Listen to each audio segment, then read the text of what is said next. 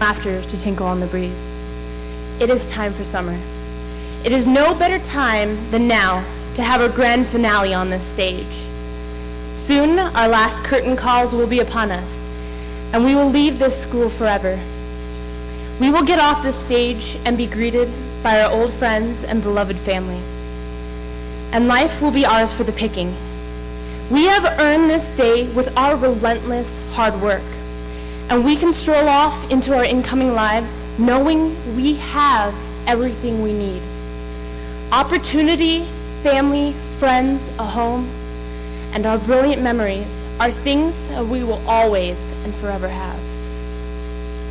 It is true that life is no cakewalk, and there will never be free handouts in life. Please, though, I beseech you, never let the words, "I hate my life," pass your lips. That phrase, I have to say, is a bit ungrateful. That phrase sounds the same as, "I don't hold my family dear. I don't value my friends. I don't appreciate this beautiful country that I live in. And my blessings will always and forever be uncounted." Things might get tough, but we have the strength to persevere because we are a strong and resilient group of individuals. I have seen how strong that we could be. Through studying frantically for finals, being victorious, dealing with family situations, spending time with quality time with others, losing friends, gaining friends, dealing with heartbreak, and loving. Life may seem like it's dealing out disasters that will rain down in inevitable and unstoppable sheets. But let us not forget the wonderful times of our lives. The good in our lives pervade through each and every moment that we experience. From those hot, sticky summers that we spend hanging out and eating popsicles by the pool, to all the moments that turn into hollowed inside jokes between friends as a staple. The yin and yang that comes from with our experiences shape us into the people we are today, and good things can spring from the most dismal situations. Amber Alerts, Megan's Law, 9/11 Memorial. All these things sprung from terrible situations that have shaped our country and have in turn shaped us. Over 500 individuals were rescued because of Amber Alerts, and that is 5 times the people on this stage. Parents know their children are safe because of Megan's Law, and 9/11 has brought our country together patriotically that we still feel strongly today. These bad things in turn have been able to bring good as well. We, though not as serious, will experience trials in our lives. We'll go through bad relationships or feel like things are too much for us to handle for one reason or another. But if we change a single bad moment in our lives, if we completely eradicated it, we wouldn't be the people we are today. That simple deletion of one moment can have colossal consequences. Say we go right instead of left on a dusty country road. We can veer completely from the people that we are today and be on the opposite end of the spectrum. Our choices during these experiences spider off into different fates. And in essence, our experiences build our characters. It makes us better, stronger, more interesting people. We also have insurmountable opportunities and blessings in this day and age. Our Constitution gives us the right to life, liberty, and the pursuit to happiness. Yet, people tend to dwell upon the negative. In other countries, living through another day is a behemoth challenge, and yet we never think twice about the fact that we have a warm home, a bowl of soup, the right to an education. We should use these blessings to our advantage. We have honestly and truly hit the jackpot. We live in America, and we don't have to worry about whether or not we'll live to see another day. We know that we have a life ahead of us to live. So why not live it? We can go out and be that author, or be that doctor or lawyer. We can do it if we set our minds to the task. We know we can do it. I know we can do it. With all this said, there is no shame in feeling down, but there is shame in staying down. We need to realize we have it so good in this country, and we need to count our blessings. We are here now, ready to carve the paths for our own lives, and we have the ability to do well. We have the opportunities, so don't let life, anybody, or anything get you down or keep you down, class of 2002, because somebody out there in that beautiful sapphire that is our earth would gladly switch places with you in a heartbeat. Congratulations, class of 2010. I wish you the very best of luck.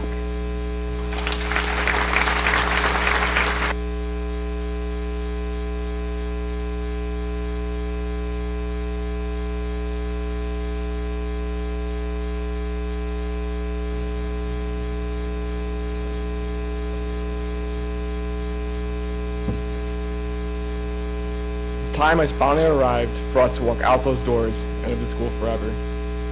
Everyone has said how much they couldn't wait to graduate, but now that the time has come, they realize just how close they are to starting their lives in the real world or furthering their education in college. This can be a frightening experience, but they know there is always going to be someone behind them to help them through the bad times in life when they feel like just giving up. Our class has been through many sad experiences throughout the years at Forest City Regional.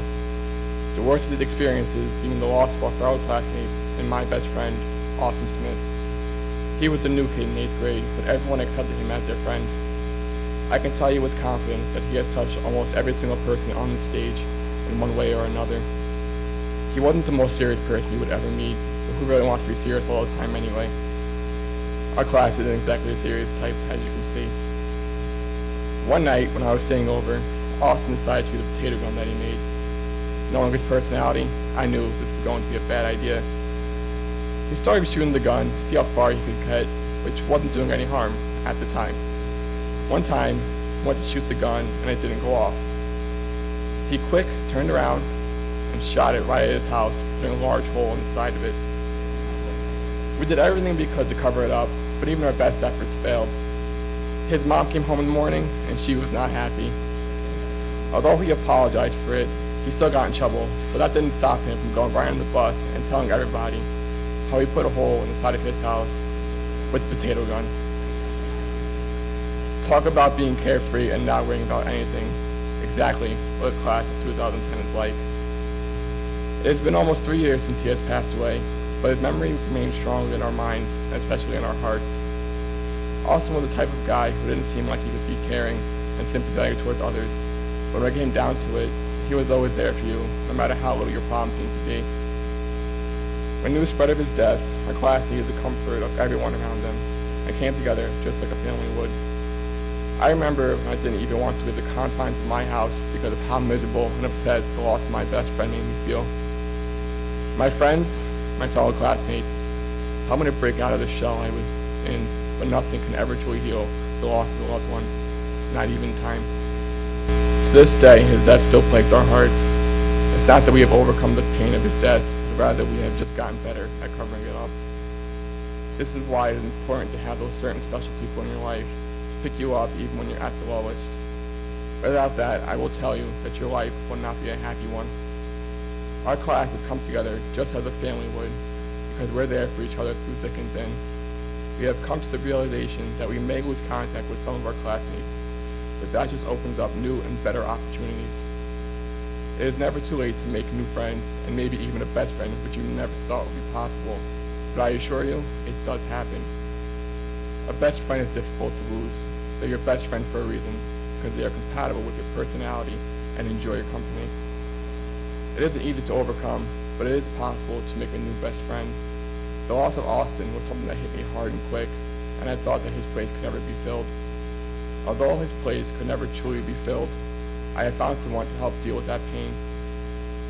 I have realized this year that it is never too late to meet someone just like you, someone who has your back and enjoys your company. Friendship is the basis for having a meaningful life.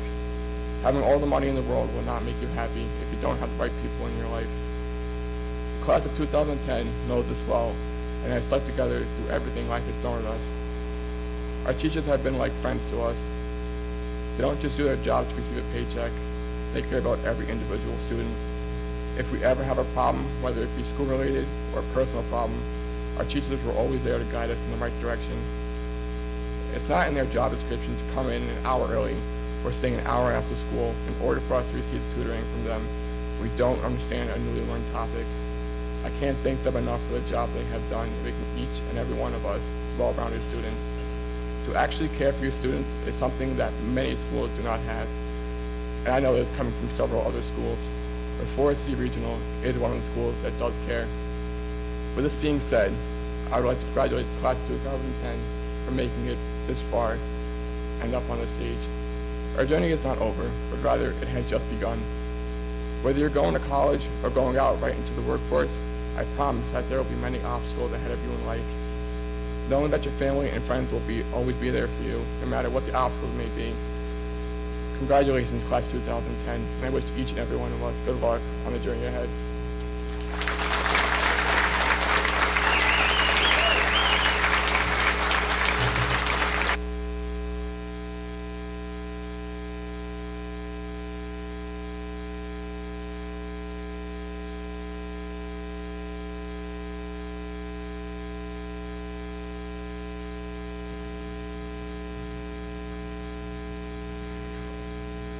No matter how long you've lived around the Forest City area, one thing has remained constant. Well, it's been constant for the last 14 years.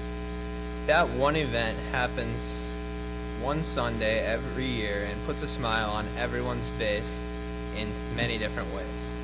If you haven't picked up on it yet, I'm referring to the Steamtown Marathon.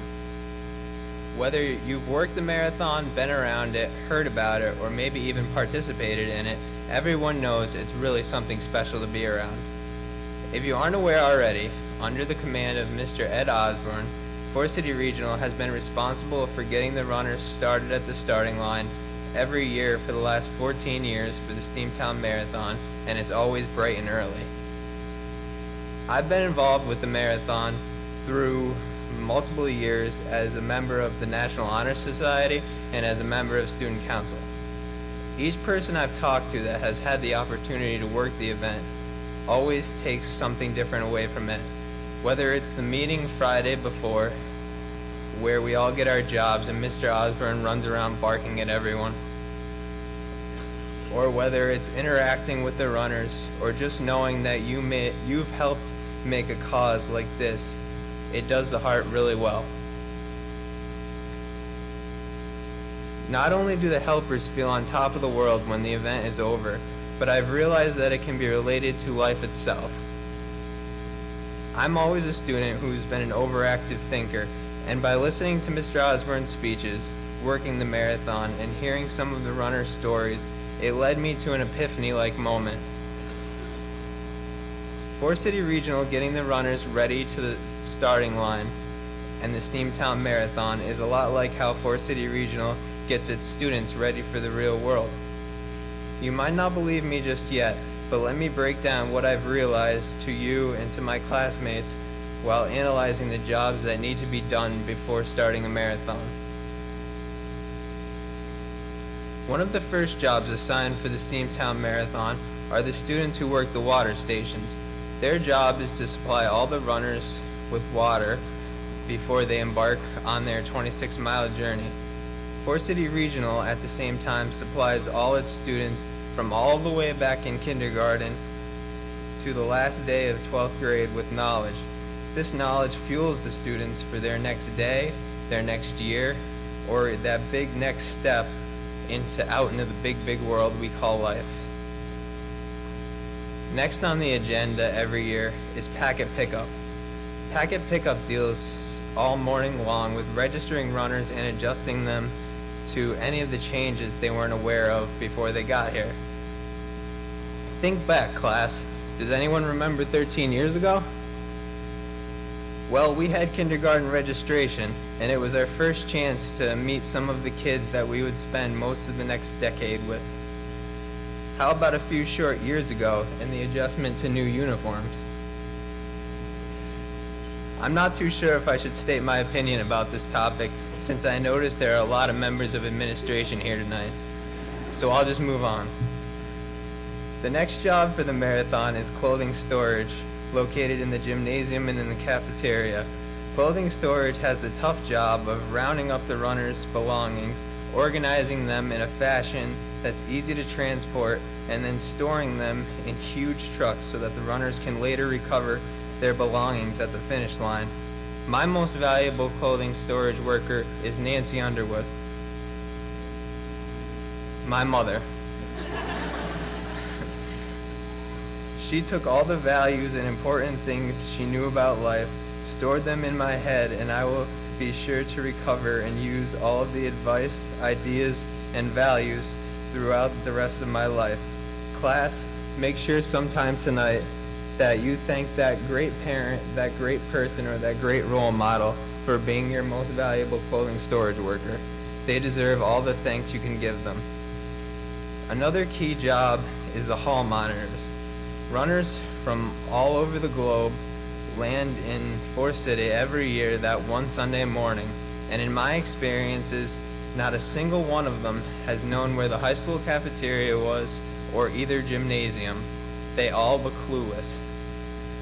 So many runners get lost very easily and then give you the clueless look as they're going through Forest City's hallway.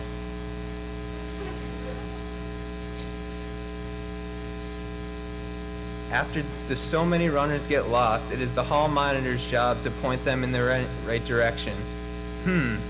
This sounds like our teachers. Whether it be a small dilemma like not knowing what's for lunch, or something like not knowing how to take the second derivative of a function, students keep teachers on their toes every day. The best thing is they are always ready and they always answer the call. They do great jobs at guiding students and helping them when they get lost. Last but not least in the process, we have a small yet important group. The students I'm talking about are those who bring the refreshments around to the student workers and to other faculty members helping out that day.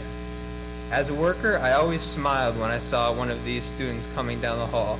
They use the means of danishes, coffee, hot chocolate, and sticky buns to inspire the other workers to step their game up and to always do better. For this, I turn to the graduating class of Forest City, class of 2010.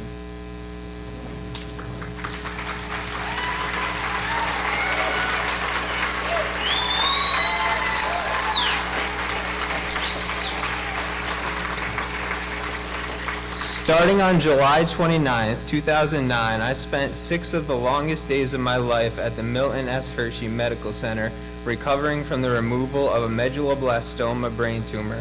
After further biopsy, the tumor was pronounced cancerous.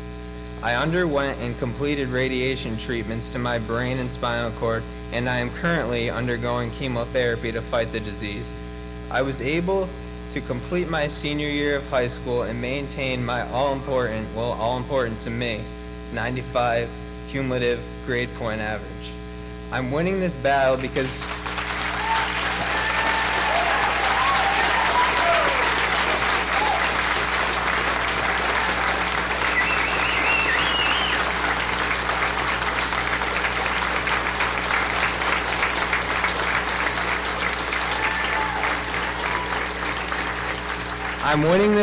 because the disease is so outnumbered by all of my family, my teachers, and my fellow classmates fighting faithfully right by my side. I would like to take this time to say thank you and give all of you a round of applause, because without all of you, I might not be here today.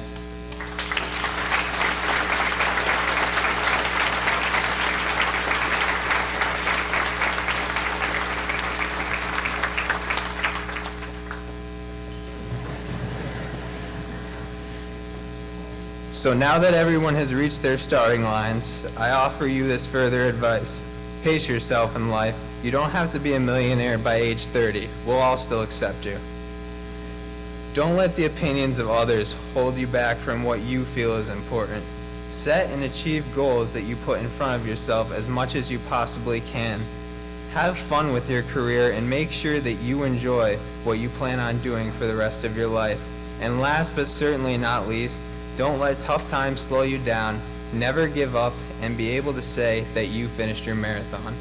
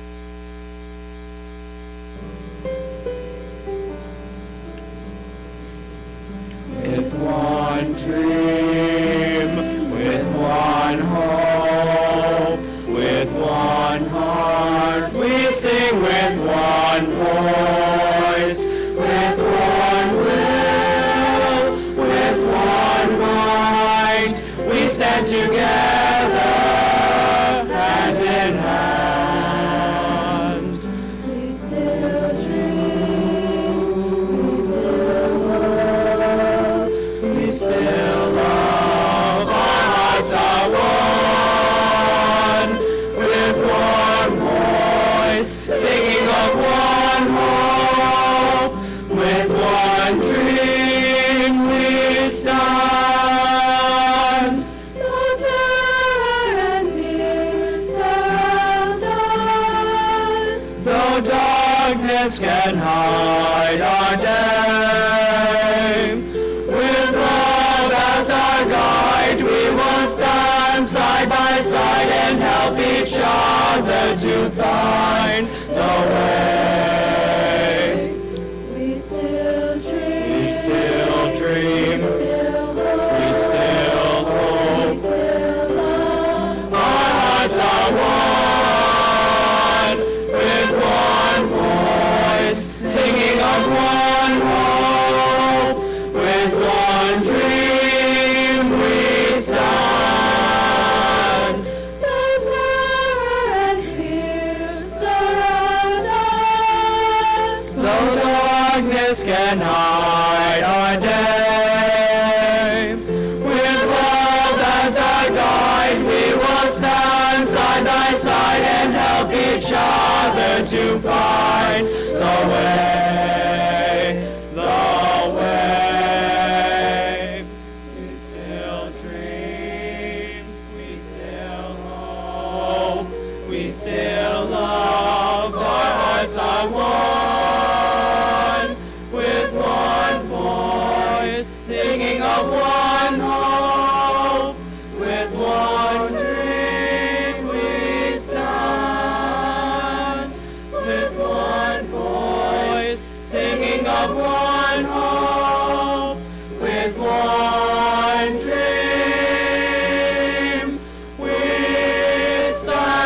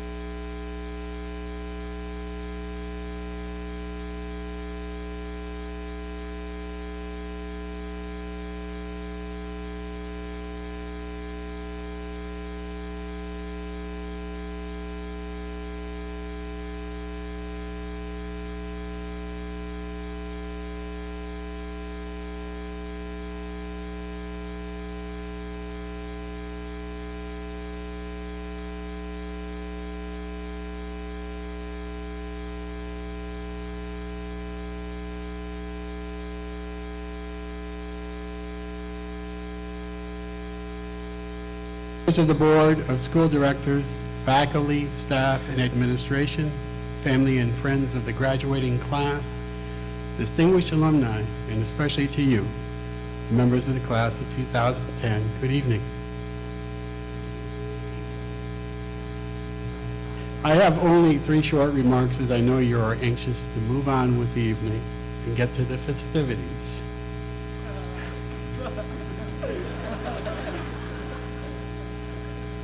First, I appreciate the honor and privilege to serve as your superintendent and to be permitted this opportunity of addressing you, this year's soon-to-be graduates. Tonight is one of those nights, with you full of emotion and with smiles on your faces, that the privilege is most enjoyable. Second, let me congratulate you on your achievements in reaching this moment, the commencement of your independent adult lives. Third, I'd like to make a quick comment on the slogan you have chosen that emphasizes the importance of friendship. We came as strangers, we remain as friends. We leave here with memories that will never end. Over the past few years, and even more so during the past several days, during rehearsals, I have observed your class, and it is obvious that you are living your slogan. Friendship is indeed a thing to be valued and treasured, and I applaud your sentiment and the manner in which you have displayed that friendship with each other. It is now my pleasure to introduce tonight's speaker, who is a 1999 graduate of Forest City Regional. In the 11 short years since she walked across the stage to receive her high school diploma, our speaker has accomplished a great deal. She earned her Doctor of Pharmacy degree in 2005 from Wilkes University. Following graduation, she completed her residency in North Carolina at Campbell University. Dr. Britton then spent 2 years as a community pharmacist and clinical instructor at the University of Washington. From there, she moved on to accept the position as assistant professor at the South Carolina College of Pharmacy. Dr. Britton also serves as the director of the college's community pharmacy residency program. She is active in a number of national and regional professional organizations, including the American Pharmacists Association, and serves on the editorial board of the Journal of Pharmacists Association. Somehow, in the midst of all that, Dr. Britton also managed to find time in her busy schedule to marry and begin a family. She lives in Charleston, South Carolina with her husband Jeff and daughter Kenzie. Please welcome Forest City Regional's distinguished alum, Dr. Christy Hewlings Britton.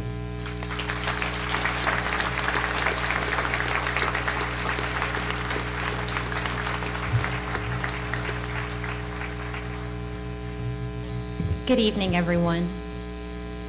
First, let me say what an honor and an adventure it has been coming back here to my alma mater to see the wonderful faces, familiar faces in the audience today of faculty and staff. I've got one of my fellow graduates out there who also happened to be my childhood best friend.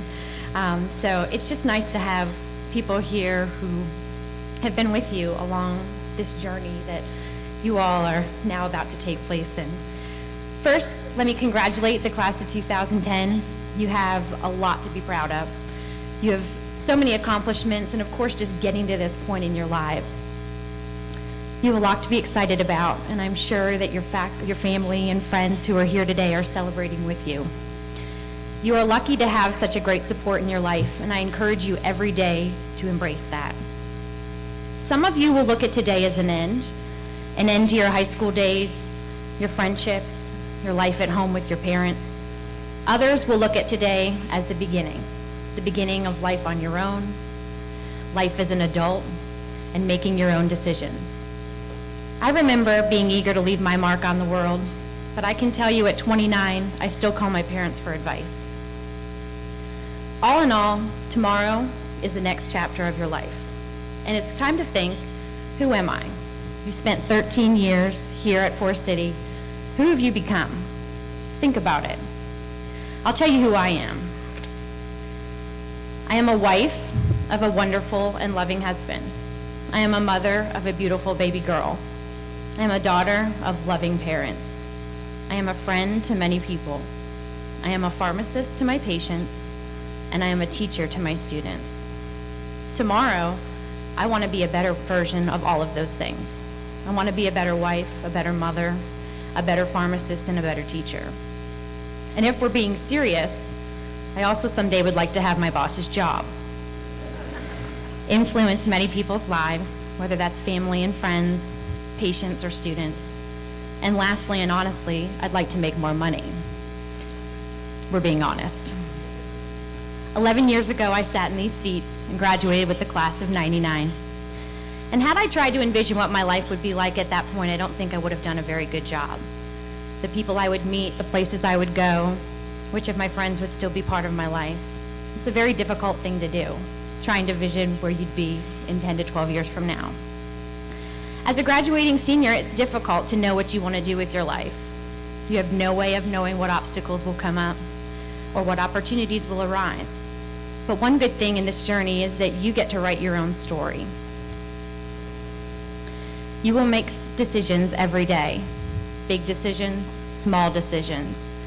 You will make good and bad decisions. But it's a combination of all of those things that define who we are. One of my favorite quotes is from Randy Pausch.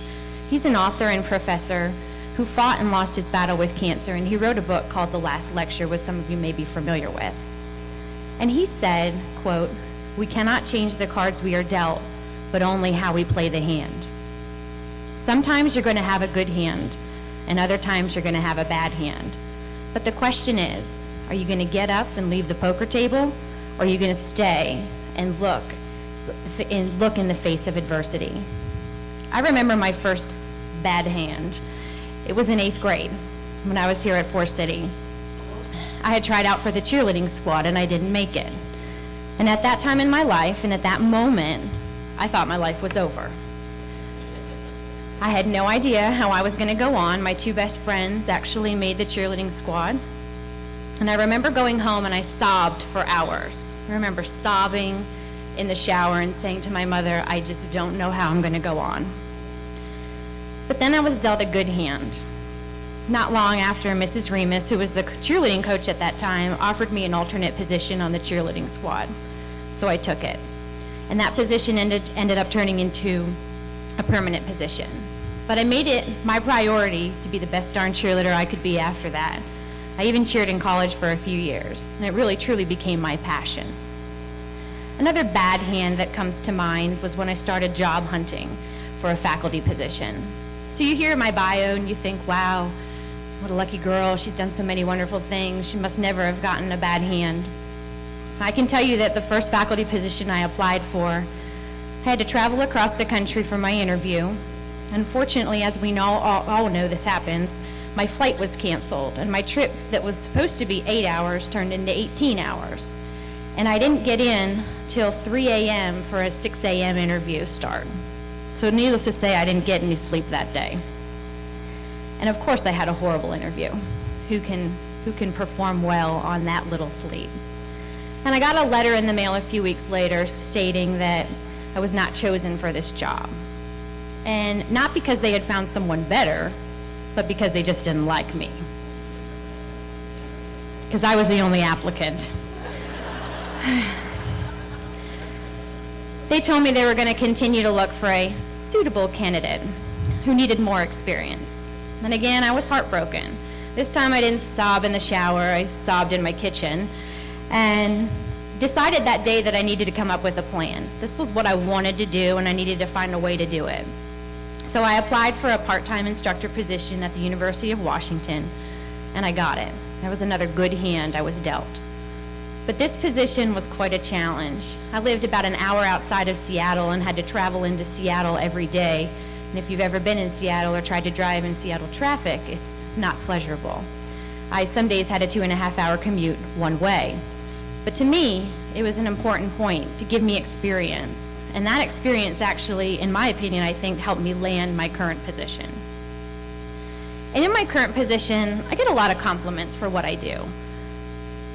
And that's not because I'm so wonderful, but it's just in the nature of my job. I help people, I help patients, I get students up and out into the world. But I think the greatest compliment that comes from my students is when they tell me they want to be like me and they want to do what I do. Because in my mind, I enjoy my job, and they see that and they understand it. So of course, students always want advice on how to go, how to get a position like mine. So here's my advice for you, the class of 2010. Some of you may have heard of a book called All I Need to Know About Life I Learned in Kindergarten. It's written by Robert Fulghum, actually 30 years ago, but still really applies today. He has some rules to live by. The first rule is to share everything. Share your thoughts, your feelings, your ideas, and your wealth. Share the spotlight, especially with the people who deserve it. My career would not be where it is today without collaboration with great individuals who are brilliant in the work that they do. I actually received a lovely card in the mail a few months ago from a fellow pharmacist who I actually had never met before. She had read an article on my clinic and sent me a letter to say, wow, you're doing such a great job. I feel so inspired to go out and do better, to be a better pharmacist. And I can tell you that this small gesture truly made my day. Someone told me not too long ago to start a happy file. And if you don't have a happy file, and this is for everybody in the audience too, start a happy file. Anytime you get a nice letter, nice email, put it in this happy file, because there are going to be days that you are going to feel like the world is against you and that everyone hates you. And if you can open up that file and you can look in and remember times when people really, really showed you that they appreciated you, that's a really good thing to do. Okay, rule 2, play fair. I am not a rule breaker. Some people get where they are by breaking the rules and living life on the dangerous side, and that is just not me. I don't break the rules, but I do break the mold. And I'm trying to break the mold every day in what I do in pharmacy.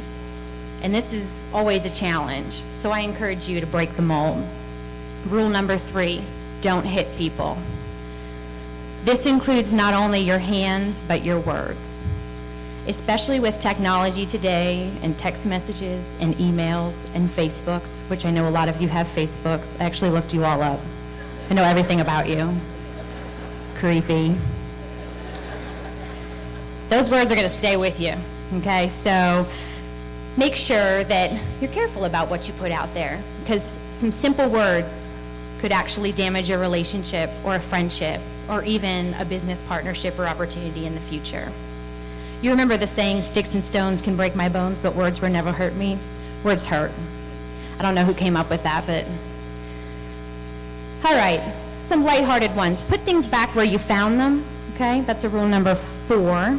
5 is to clean up your own mess. 6 is to don't take things that aren't yours.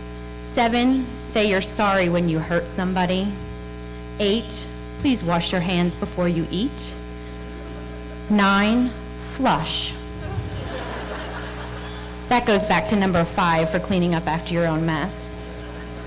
Number 10, warm cookies and milk are good for you. And they may not be good for the waistline, but they're good for the soul. And who doesn't need cookies and milk every once in a while?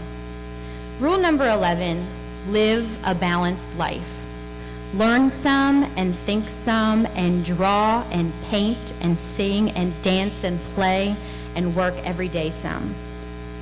Since becoming a mom just a few months ago, I think this has really become my greatest priority in my life. It's to live in balance.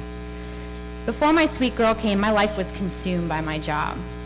I worked really hard and I worked long hours, and I did just about anything that people would ask of me. And that was okay. It got me to where I am professionally, but now my life is a little bit different, and my priorities are different. My husband and I had a conversation a few weeks ago. I was getting ready to go back to work after being on maternity leave for a few months. And I just said to him, I'm not sure I can do this. I want to be a part of my daughter's life, and I'm sure all the parents out there completely understand what I'm saying. And my husband said, I know you want to be a part of her life every day, and you will be a part of her life. You make the decision what you do and how things go. But this is really, an opportunity that you can't give up. You love what you do, and you've worked so hard to get where you are. And this is your opportunity to teach her what it's like to work for something and to be passionate about something. And that's what's going to stay with her for the rest of her life.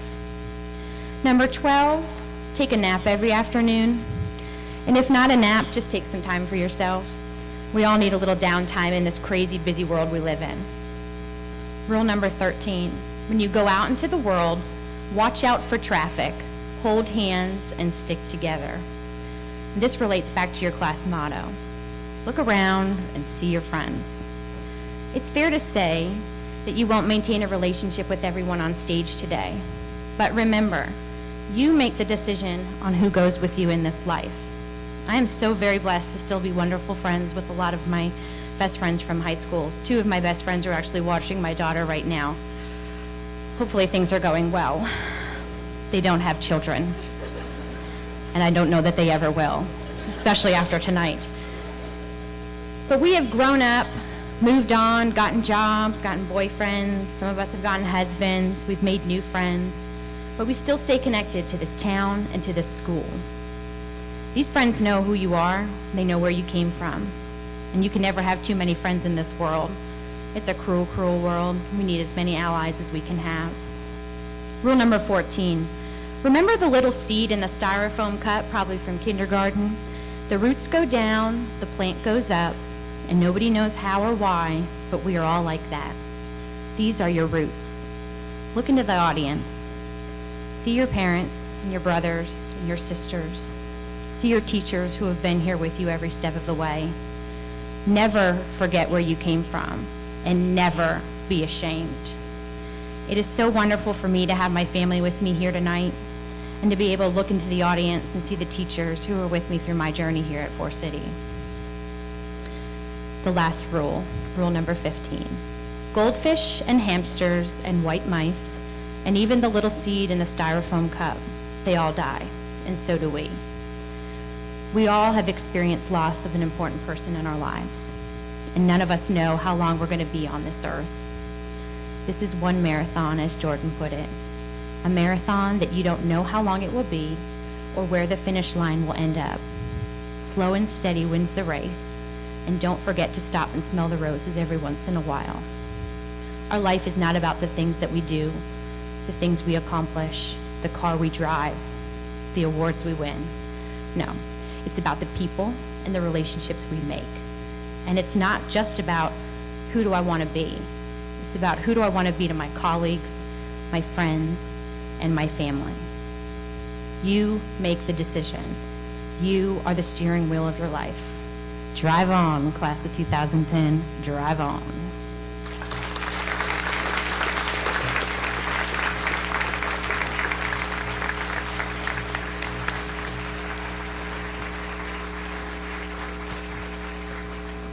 Dr. Britton, will you please come forward?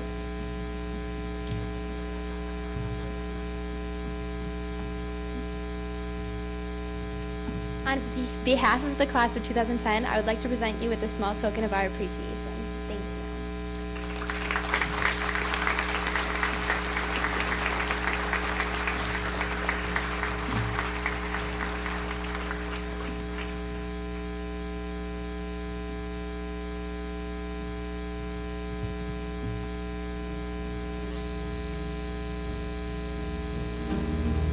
I can't repay the lessons that you taught when I was small, or give you gift for gift the daily treasures I recall.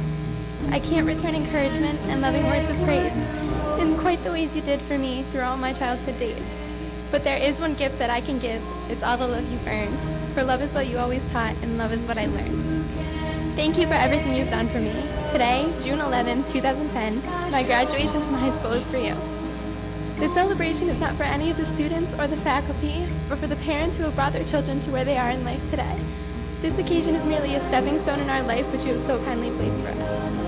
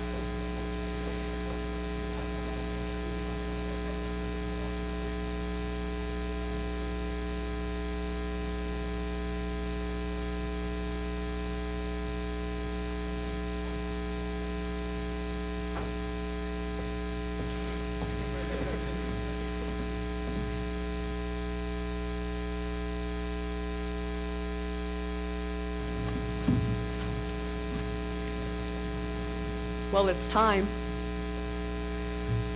What a wonderful night. Dr. Videla, school board members, guests, parents, teachers, fellow students,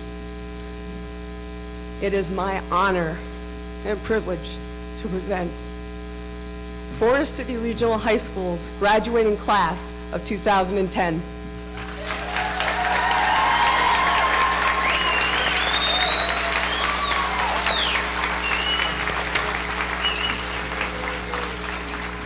I'm going to ask that our school board members presenting please come forward, and Caitlin Schott is going to present the mantle from the seniors to the juniors.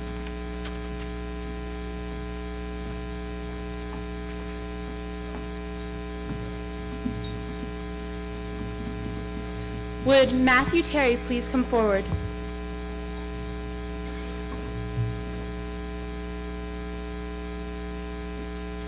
It is my privilege and honor as the valedictorian of class of 2010 to present you with this mantle.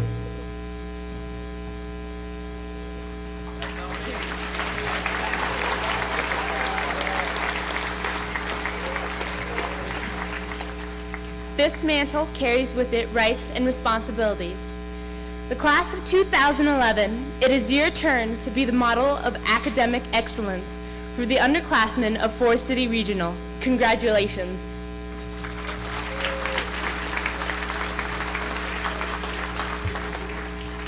On behalf of the class of 2011, I accept this mantle. We will do our best to fulfill the obligations that this mantle symbolizes. Congratulations to you, the class of 2010.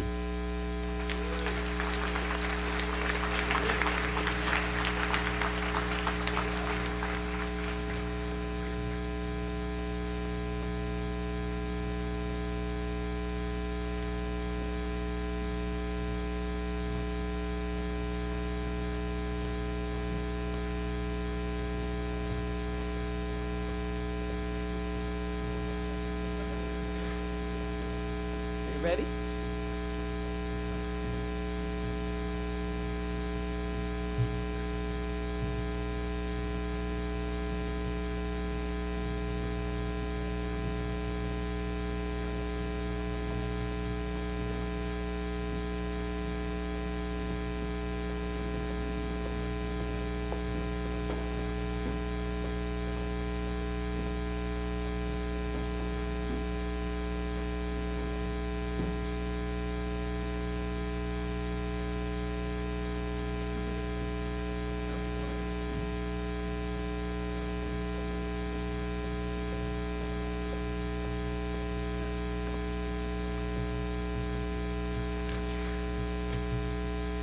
I'm going to ask that everyone hold their applause. Bradley, Kenneth, oh, I'm sorry, and I'm starting in the wrong direction. Stay there, Brad. They messed up the order. We'll get going again here. This is the night of dreams. This is what you've been waiting for. So, our graduating class. John Joseph Cowan.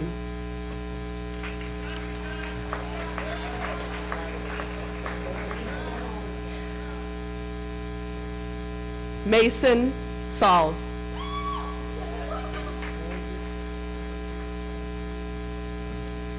Keith Smith.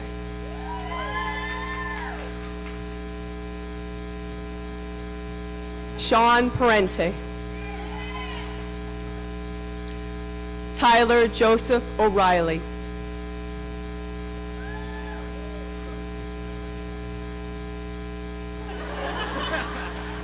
He's the shy one. William John Edward Campbell.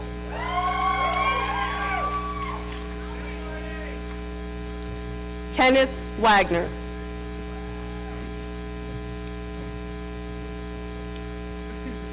Christopher Stoglosa. Justin Michael Folletta.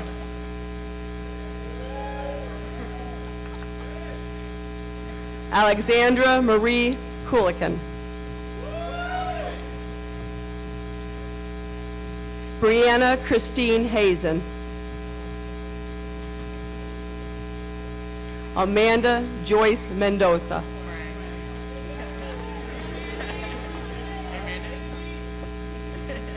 Christina May Scarfo. Megan Brittany Branning. Andrea Michelle Dermiaki.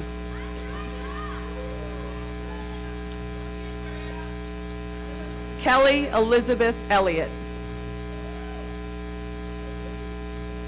Stacy Davis.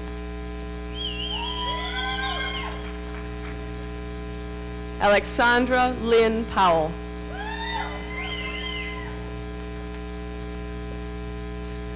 Amanda Lockett.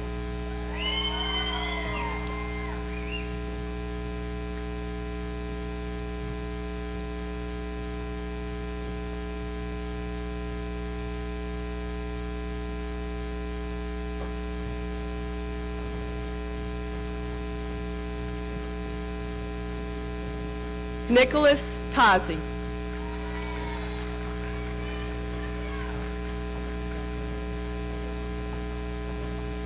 Jonathan Michael Sibio.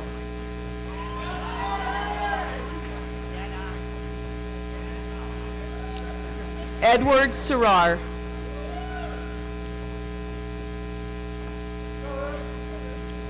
Joseph Woody.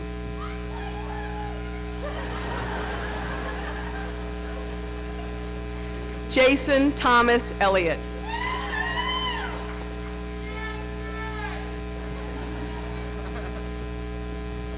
Thomas Anthony Kubis Jr.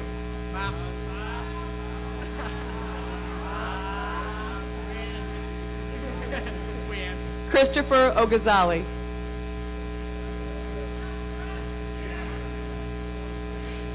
Aaron Novojaski.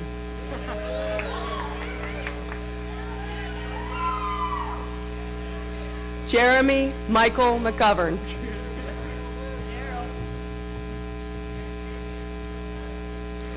Kurt B. Stiles. Cassandra Paige Labar.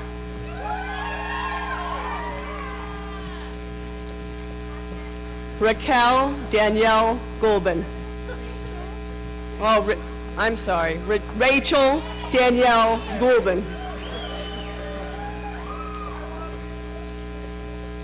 Bethany Nicole Hoffer.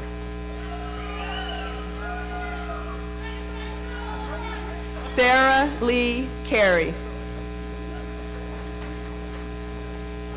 Crystal Lynn Bender. Elizabeth Pozwinski.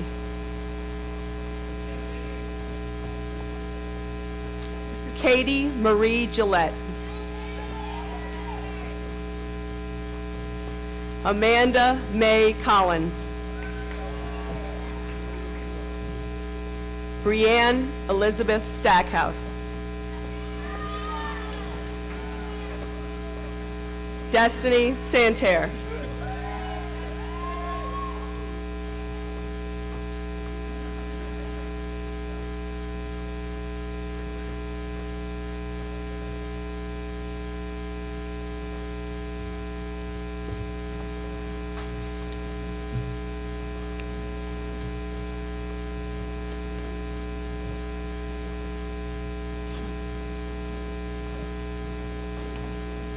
Forrest Thomas Duffy.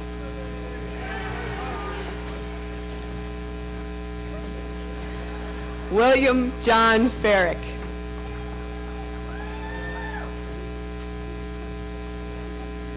Kyle Lee Howell.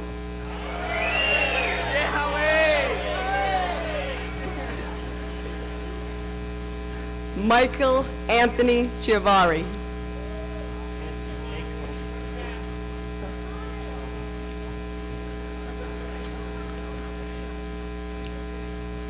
Justin John Covey Hodel.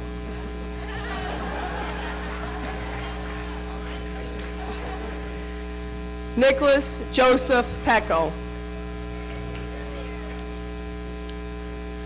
Benjamin Wallace Paul. Patrick Pruitt Jr. James Joseph Tasso.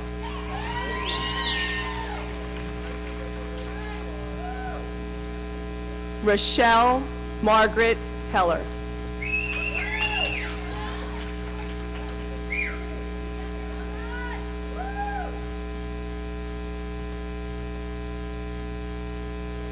Stephanie Lynn Long. Emily McCulloch.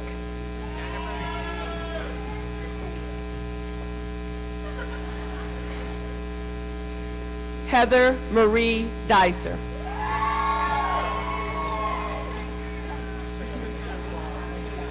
Allison Suzanne Benedicta Wenk.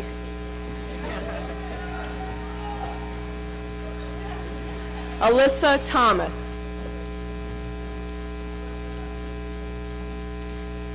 Taylor Marie Schlegel.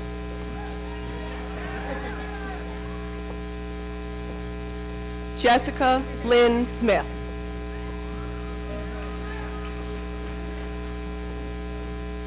Rosamond Murray.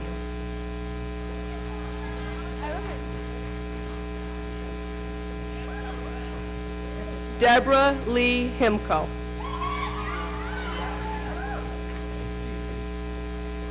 Elizabeth Evertson.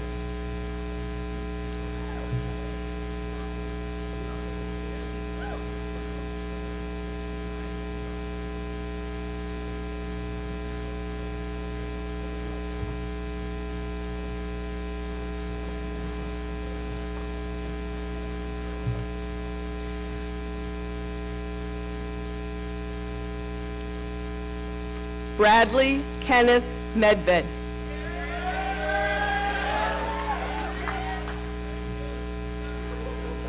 Taylor Ann Gerchman. Donald Joseph Yastrebski. Nicholas Scott Lowry.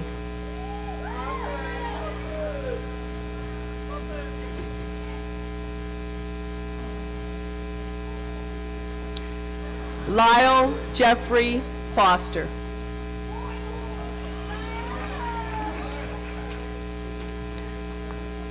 Chelsea Marie Jabinski.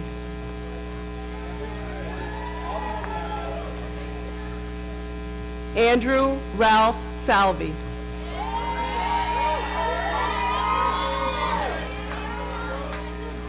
Caitlin Nicole Schott.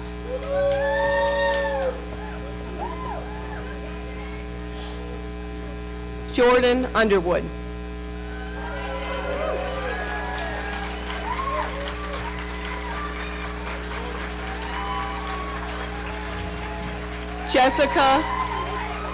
Jessica Lynn Herbst.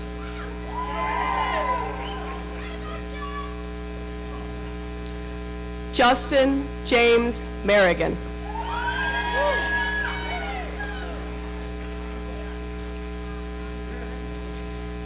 Christina Ann Turano.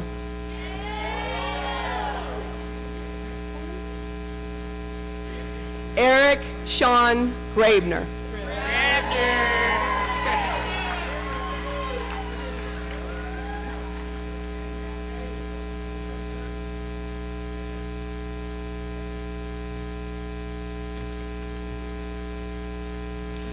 Dr. Videla, would you please come and declare these students graduates of Forest City Regional High School?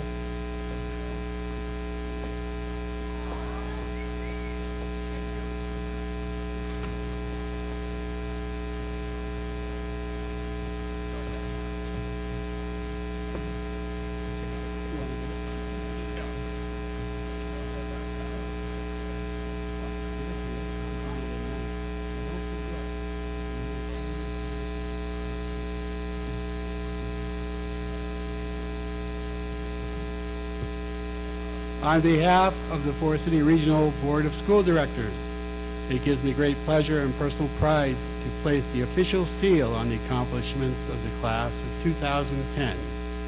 You have accepted and fulfilled the graduation requirements of the Commonwealth of Pennsylvania and the Forest City Regional School District. On behalf of the Board of School Directors, I extend our collective appreciation and commendation for your dedicated efforts. By the power vested in me by the Board of School Directors, I proudly proclaim you graduates of the Forest City Regional High School. You may turn your tassels.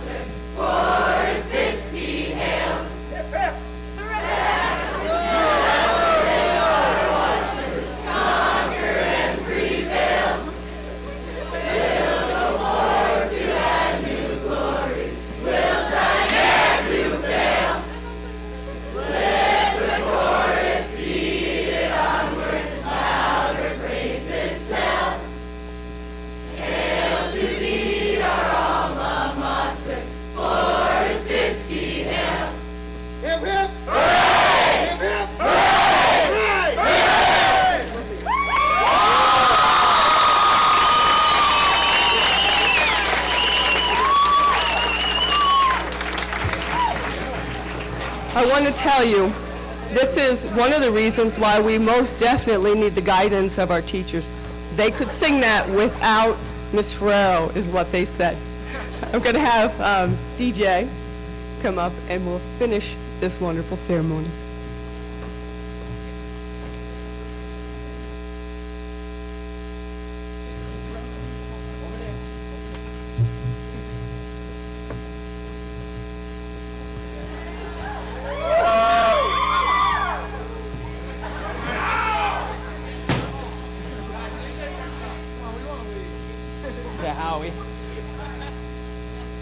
Don't merely expect to find or to believe that life is worthwhile.